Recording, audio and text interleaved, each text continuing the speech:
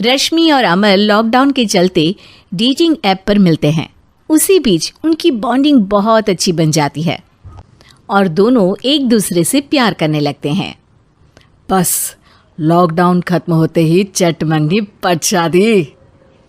उससे पहले घर में बात तो कर लो। अरे माँ पापा कभी मना नहीं करेंगे। अमर की बात सुन रश्मि खुश हो जाती है। ऐसे ही दिन बीतते हैं और देखते ही देखते लॉकडाउन खुल जाता है, जिसके अगले ही दिन अमर अपने परिवार के साथ रिश्ता लेकर रश्मि के घर पहुंच जाता है। अभी लॉकडाउन खुला ही है और कोरोना तो ख़त्म भी नहीं हुआ, इसलिए ज़्यादा कुछ ना करके अगले कुछ दिनों में छोटे फंक्शन के साथ शादी कर लेते हैं। अमर के पापा की बात पर सब सहमत हो जाते हैं। कुछ दिन बाद दोनों की शादी हो जाती है और रश्मि अपने ससुराल पहुंच जाती है। बेटा, शादी तो तूने अपनी मर्जी से कर ली, लेकिन बहू को बोल देना इस घर में हुक्म मेरा ही चलेगा, इसलिए अपना राज जमाने की कोशिश भी ना करें। माँ, रश्मि को यहाँ सिर्फ प्यार, आशीर्वाद और अपनापन चाहिए, पैसा या राज नहीं। बेटी की बात पर सास मुंह बनाए वहां से चली जाती है और अब वो हर रोज रश्मि को परेशान करना और ताने देना शुरू कर देती है।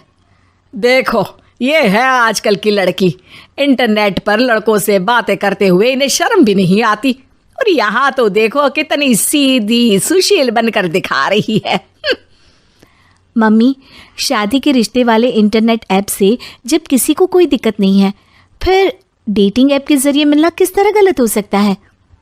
रश्मि के डेटिंग ऐप वाली बात सुन उसकी हैरान सास तुरंत तुनक कर पूरे घर को सिर पर उठा लेती है, जिसकी आवाज़ सुन अमर और उसके पापा भी वहाँ आ जाते हैं। हाय मेरी माता, इतना बड़ा झूठ!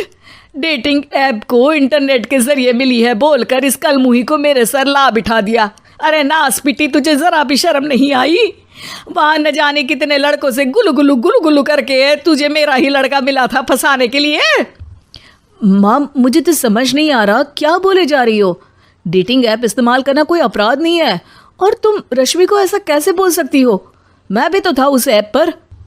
पहले उसके लिए माँ से झूठ बोला और अब लड़ाई कर रहा है। सास और अमर की बात सुनकर रश्मि हैरान खड़ी रहती है। अमर, तुमने घर में झूठ क्यों बोला? ये सब देख रही हो ना, इसी की वजह से झूठ बोलना पड़ा।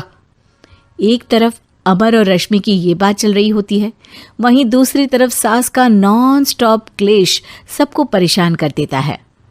सब एकदम चुप, जो हुआ सो हुआ, अब मुझे कुछ ना सुनाई दे। पति की बात सुन सास चुप होकर वहां से चली जाती है, लेकिन अब वो रश्मि के सिर दुनिया भर के सारे काम डालकर उसका जीना पहले से भी ज्यादा मुश्किल कर देती है। मम्मी, मैं आपका गुस्सा समझ सकती हूँ, आपको जो करना है कर लीजिए, मैं कभी कुछ नहीं बोलूँगी।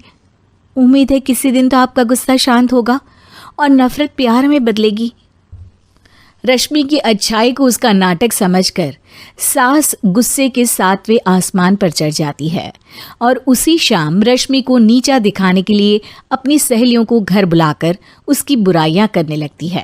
अरे कौशल्या, क्या बताऊं, आजकल के बच्चे ना बहुत एडवांस हो गए हैं।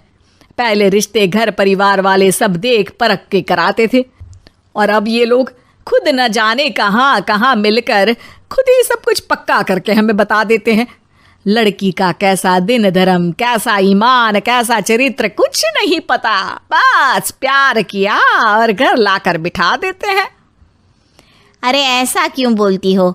आजकल बच्चे अपने आप में बहुत समझदार हो गए हैं, और फिर पूरी ज़िंदगी तो उन दोनों को ही साथ निभानी है। अपनी पसंद से शादी कर भी ले तो क्या दिक्कत? तू ही देख ले, पहले इतना अच्छा बेटा और अब सोने पर सुहागे जैसी सर्वगुण संपन्न बहू। और पता है, अभी कुछ दिन पहले मेरी बेटी ने मुझे डेटिंग ऐप के बारे में बताया, जहाँ लड़का लड़की अपनी पसंद से अपने आप एक दूसरे को चुन लेते हैं, और फिर अगर सब सही रहता है तो बात आगे भी बढ़ जाती है। अरे इसमें इतना खुश होकर क्या बता रही हो? ये तो गलत है। न जाने कौन क्या है, कितना झूठ कितना सच है। अरे पर सोचो, जब तुम किसी के बताए रिश्ते को देखने जाते हो तो क्या एक ही बार देखने से सच झूठ का पता लगा सकती हो? ज़रूरी नहीं कि बच्चों का लिया फैसला हमेशा गलत हो। अरे बहुत बार हमसे भी तो गलत फैसले होते हैं ना।